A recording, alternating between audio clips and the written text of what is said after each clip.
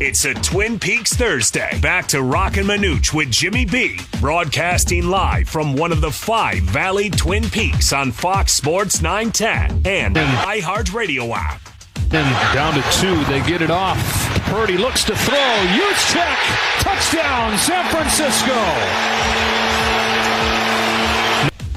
Our next guest, sadly, tore his UCL in the 49ers NFC Championship game against the Philadelphia Eagles and had it surgically repaired just earlier this month. Not sure of the timeline right now. It depends on what you read. But we figured, hey, Manooch has been training him since he was a young man, and now he joins us, Brock Purdy, here on the Right to It, a guest line of Fox Sports 910. Brock, it's Rock and Manooch and Jimmy B. How you doing today, buddy? What's going on? How we doing, Brock? What's up, guys? How you guys doing? Thanks for having me. Good. Well, thanks for coming on. So kind of walk us through, for those of us who have not had a surgery like that, walk us through that day and how long did it take, and then obviously we want to follow up and see how you're doing now.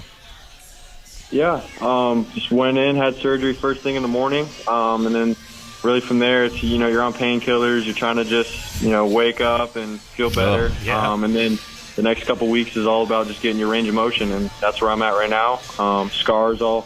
Everything's healed up from the stitches, and I'm just working on my range of motion and start throwing at 3 months. So that's where I'm at right now. It's interesting, Brock. I saw that device, that photo. You got that thing on your arm, looked like a little clock piece or expandable piece. Explain that sling/device on your arm and how that thing works. It looks like it's high-tech from the 2025 era or something like that. Yeah. It's an arm brace, and when you first get in it after surgery, you're in at 90 degrees, and then from there you can start opening it up to help with your range of motion. But all it is just to keep your arms safe, when you're out walking around or doing therapy and stuff. But at night I can take it off and do some normal motions with just looking at my arm. But yeah, out in public, man, it looks like I got a robotic arm. So. It did look like that when I saw the photo. Are you past the frustration of having to leave that game and the incident that took place? Are you now just focusing on your rehab and then preparing for next season?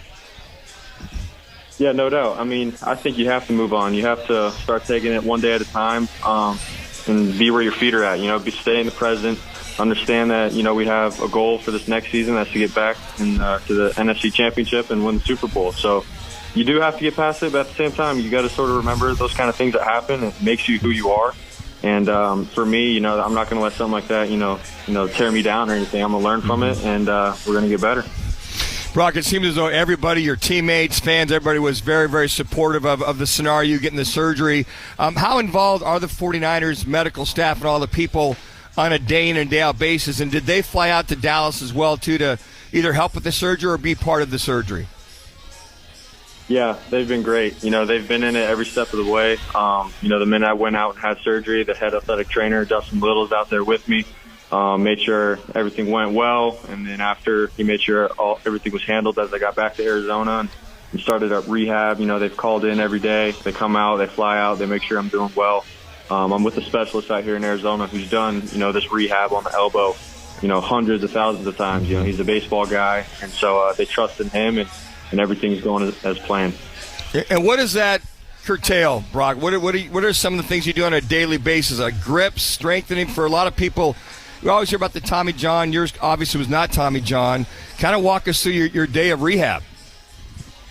Yeah, I mean, it's, hands-on at first. He just, make sure all the muscles and everything around my ligament are doing well, that I'm moving on.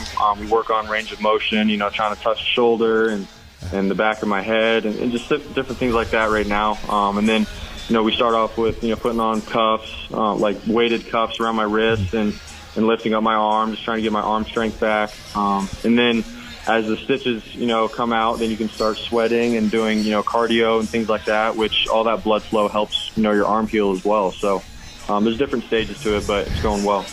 And at what point do they feel you can probably start throwing again? Is it 2 months, 3 months, or there'll be a certain criteria you're going to have to pass before they allow you to throw a football?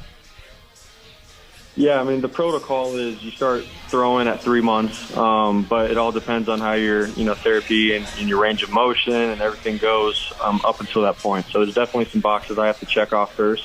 until I get to that point. But that's the plan as of now. Have you already started to get yourself ready for training camp by looking at film? I'm just curious.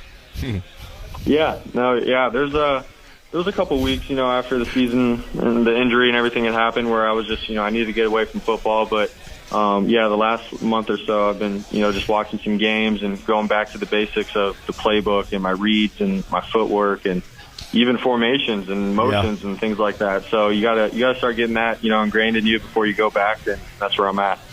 So, Brock, when you go back and look throughout the year and the great year it was, what were some of the pros that you can carry forward, and what were some of the cons that you want to get corrected before next year? Yeah, I think starting with the cons, like just footwork, being on time. Every concept has its own timing, and there was times last year where you could just tell, I was still getting used to things even when I was playing. The timing of a slant, with Brandon Ayuk compared to Deebo Samuel, there's two different types of routes, and so getting used to that kind of thing, that's something that I have to hammer away at in the off season. And then just the pros, just building off of the leadership and the courage that I had of stepping out and going and leading a team. You have to have confidence in the NFL, and you can see it on the film, and I just have to keep building off that as well. I'm just real curious, did you hook up with one of your former players at Iowa State, Breece Hall, because he missed last season after the knee injury? And if so, what was that conversation about? Yeah, Breece and I actually met up during the Super Bowl week here in Arizona, and we were just talking about, the season and everything and congratulating one another. But obviously he tore his ACL midway through, and he was having a tremendous year. And he was just saying the mental part of it, man, during the rehab, how tough it is. And you're going to get pushed, and, you have to go through that pain, to get back your strength and to get your body back to where it was. And he said it's a mental grind, but definitely going to be worth it in the end. So glad we're able to talk about things like that. Yeah, Brock, I just was wondering how motivated you see Christian McCaffrey. I saw on his Twitter site how he's getting after it. I don't know if it's back in San Francisco or wherever it's at right now, but I mean, it seems as though this team, the way things ended, and unfortunately for you at quarterback, that this team still had a lot in the tank, and guys are, with all the free agent moves and guys leaving, guys coming and going, that you guys are bound and determined to get right back there where you left off last year. Yeah, I mean, every single year, and this is my first year experiencing it, but you're going to lose guys. It's a business. You have to pay some guys. Some guys, have to go to other teams, and it's all part of it. But I think, the core of the Niners, from last year and the years before, it's still there. And we still have that same mindset of wanting to get back to where we were. Obviously, some things didn't go our way at the end, but we're all, determined, man. My guys are training already, getting after it. And once we all get back together, the next couple of weeks, it's going to be on from there. So. Hey, Brock, I got to mention, you mentioned Super Bowl week. And I saw you were at the Fanatics party, which was like the hottest party, I think, of the whole year. All these celebrities. I want to kind of hear your opinion, how you got that invite. And then was there a celebrity that you were kind of starstruck that you saw there or maybe recognized yourself and you were like, oh, man, like they know who I am and I've known who this guy is for the past couple of years? Yeah, I mean, obviously my agent, knows a lot of guys at Fanatics, and we're doing some deals with them, so they do a great job of, hosting their clients. So we got in, and, just seeing all these big-name guys and more importantly, just how nice they are, and just like they're humans, They're, we see all of them on TV, and I met, Cooper Kupp, and I saw Devontae Adams, and I'm like, man, like I got, I'm hanging out with these guys and talking to them, but they're down-to-earth people, and they work hard at what they do, and they're the best at what they do because of that. So it was cool being able to meet a lot of great people like that. Brock, I'm just curious. There's this guy that came out in my class in 1979, a guy by the name of Joe Montana. We came out the same year. What that conversation was like the first time you met Joe and how that went back and forth, because he had a lot of glowing things to say about you there with the 49ers. Yeah, that was another great human being I met, and just really just being able to say, thanks, man, for, paving a way for us quarterbacks and showing us what it's like to obviously be the best at what you do in the NFL as a quarterback, but the way he handles himself during his career. And then obviously the goals that we have as 49er quarterbacks to be like Joe, and Steve Young obviously too. But just to be able to pick his brain a little bit and then have him, say some encouraging things for me for my career moving forward, it was such a big moment for me, man, and being able to meet him. So very humbling and an honor, just to shake his hand. Your coaches come out and basically said, you're the starter, it's your job to lose. Do you feel any extra pressure because of that or not? No, sir. It's just, for me, I have to get healthy first. That's how I'm looking at it day by day is I have to get healthy. Everything will fall into place from there. Other than that, man, I love my teammates. I love to compete, and I'm going to do whatever it takes to help, this organization win. And, that's how I'm looking at it, and nothing more than that. So, Brock, you're saying got to work that footwork, so there's no excuse for you not to be out in the lab to make sure you're doing your footwork, and you hold on to a ball or something like that. We'll put you in bubble wrap so you don't fall. So there's no excuse why you should be out in the lab doing the 9,000 cone drills we do, right? That's right. I mean, that's where it starts, man. In the summer of the dog days with Manuch, man, the footwork and the foundation is built there, man. The dog days with Manuch. Oh, my God. Even though it's 115 out there, Brock, we're going to get it done, right? Exactly. We're going to tumbleweed with Manuch, and he's got a cold towel waiting for us. That's exactly right. Brock, take care of yourself. No rush. You got to do this. Take your time, and we can't wait to see you back on the field. So thanks so much for taking some time for us today. We appreciate it. Yes, sir. Thank you, guys. I appreciate it. It's Brock Purdy joining us here on the Right to It Guest on Fox Sports 910.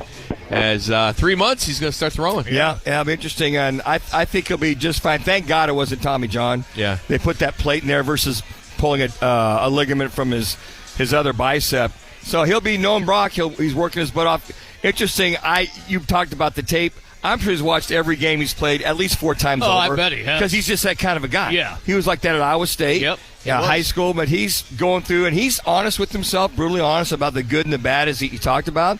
But, that team's bound and determined to get back there. That team is loaded once again. Brock Purdy is driven by All City Towing here in Tempe. All City Towing continues to grow. They are hiring. Go to allcitytowing.com. Search careers, All City Towing, as they have full-time positions available. They have incredible benefits, a 401k program with a generous company match, but it's on you to apply online now at allcitytowing.com. Just search careers. Well, it's time for this week's Twin Peaks Picks, powered by Dos Equis.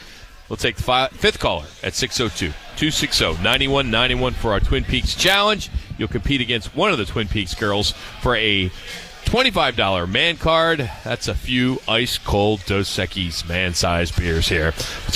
Caller, 602-260-9191. It's Rock and Manuch, Jimmy B, Fox Sports 910.